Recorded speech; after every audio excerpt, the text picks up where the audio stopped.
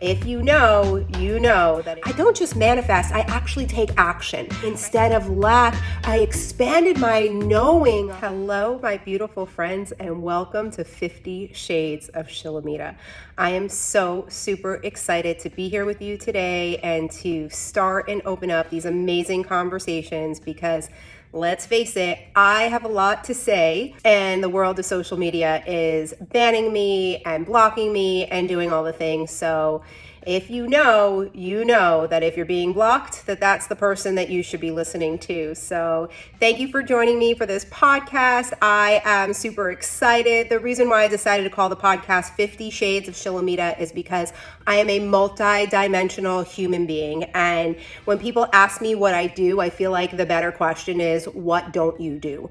Because at this point, I've really done it all. The very first book that I was going to write was supposed to be called 30 careers by 30 years old, because I literally had 30 careers by the time I turned 30. And when I turned 30, I actually went back to school for acupuncture and started a whole new career. So I am the epitome of anything is possible, no matter where you are in your life, no matter what you're doing right now, you have the power to change it all. You have the power to start over. And a lot of people think, oh, I'm in my 30s, I'm in my 40s, I'm in my 50s. Life is already over. I've already lived all the things that I'm going to live. But I'm about to be 43 years old and I feel like my life is just getting started. And I've really done a little bit of everything. So a little bit about me. I was born in the Ukraine and I came to the United States when I was 6 months old. So I really consider myself to be American. I lived in the Bronx, New York for the first 5 years of my life. And then we moved to Jersey and I've been in Jersey ever since, trying to get out of here as soon as possible. As much as I loved growing up here, I do not love what's happening here now. And I think it's time for a shift and a change. And truth be told, I really hate the winter months and I just need to be by the ocean in the sunshine and be the sun goddess that I am. For those of you that have been following me for a while, you know that I am also known as the goddess of gratitude. Gratitude has really shifted and changed my entire life. So the reason why I called this podcast 50 Shades of Shilamida is because prior to 2020, all I did was talk about gratitude and positivity and love and light and kumbaya and rainbows, right? But once 2020 happened, I don't want to say the buzzword, we all know what happened in 2020. Once that happened, it brought out a different side of me. It brought out my anger, it brought out my passion, and it brought out a side of me that people didn't know about, people weren't used to. People really had me on this pedestal of perfection, right? Because I lived this grateful, positive, uplifting life, they thought that I couldn't have a bad day, that I couldn't get mad, that I didn't yell and all the things. But if you go back 20 years and you talk to some people in my life back then, they know exactly all the parts of me, right? So this podcast is going to incorporate all the things. We are going to talk about everything here. And I'm really excited to do that because let's face it, on social media, we only have a highlight reel. You don't get to see all the things. So in recording this podcast, my goal is to leave an imprint of all the things that matter. And sometimes we'll go back and we'll revisit things, but we're going to talk about politics. We're going to talk about world events. We're going to talk about manifesting. We're going to talk about how to change your life. We're going to talk about diet. We're going to talk about race. We're going to talk about LGBTQ. We're going to talk about it all. And I'm going to let you know how I feel about it. And I want to know how you feel about it. But what I don't want you to do is I don't want you to come to me and I don't want you to change my mind, because I'm in a really good place with my knowing. So if you want to come and have an intelligent conversation and offer me things that might change my mind, that's okay. But if you're going to come to me and tell me that I'm wrong, I'm not even going to listen. So don't even bother wasting your time. I am in the best place of my freaking life and I love it. I'm so in love with life now. And I really understand that the partner that I chose, we're so solid together and we are so in alignment with each other and our children and the way that we get to live our life and the choices that we make.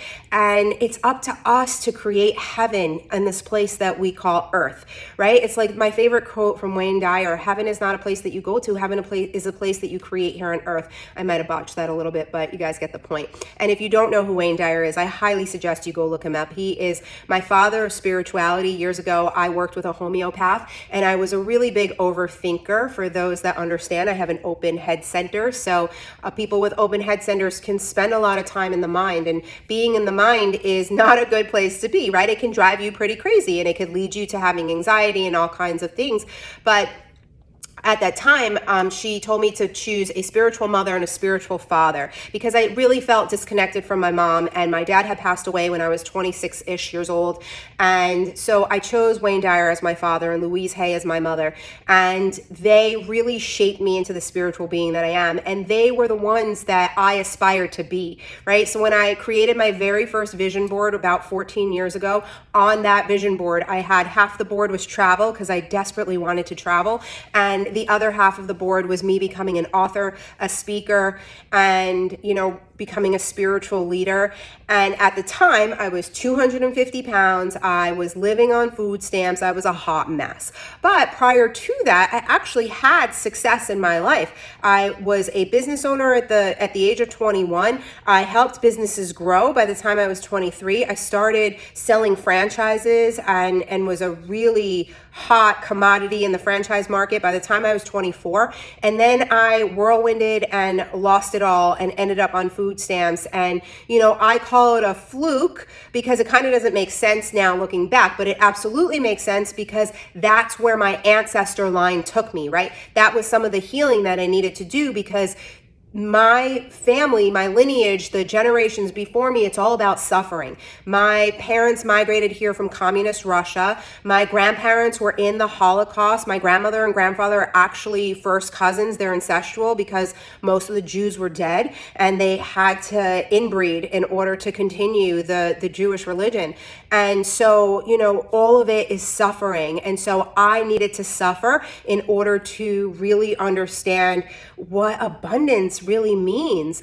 And so all those years ago, I learned about gratitude, and it has been life-changing for me. And since that moment, I am a best-selling author 3 times over. I am a keynote speaker. I get to go speak all over the States. I'm excited to expand all over the world when hopefully the world goes back to some kind of normalcy. I love to tell stories of my life. I truly feel that I've lived through the things that I've lived through because I'm able to relate those stories to you like sisters, or like, friends, or like we walk side by side, right? I don't want you to put me up here and think that you can never reach me, because I started down here, right? And so there was a time that when I was on food stamps, I didn't think that there was enough money in the world for me to be rich. I grew up knowing that money was bad. People that had money were bad, right?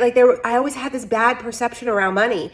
And so I never thought that I would be the one that actually had money, but I had this knowing that I was just meant to live a much greater life than I was living. And I really wanted to hook into that. And I did. And I've created this amazing, magnificent life. And part of the reason is that I don't just manifest, I actually take action, right? I reached out to an old patient of mine, and who's also on my team for Pure Haven. And I said, how are you doing? And she said, I don't want to go back to teaching in September. I'm manifesting something to happen. So I offered to host a party with her. And she's like, I'm just so scatterbrained. I can't do it right now. And I said to her, manifesting is only a tiny piece of the puzzle. You actually have to take action when things come towards you in order to really get to that next level, right? If you continue to do the things that you're doing day in and day out, and you think you're going to have a change, it's never going to happen for you, right? Like, for instance, when I was told to go to acupuncture school, I didn't even really know about acupuncture. I had heard it once prior, and then I had met my girlfriend who was an acupuncturist, and she came and she gave me a treatment one day, and she laid in my bed and she told me that if I was on a spiritual journey that I had to go to acupuncture school. And so at the time, I was so open to receiving, and I really wanted a shift and a change. So I went to acupuncture school, and I met with the dean, and he he said to me, do you have any questions? And I really had none because I didn't even know what I was getting myself into. And then I went to the bursar office, and the bursar office told me that acupuncture school was $55,000. Remember, I was a single mom living on food stamps. I didn't have like money to buy lunch, forget about $55,000.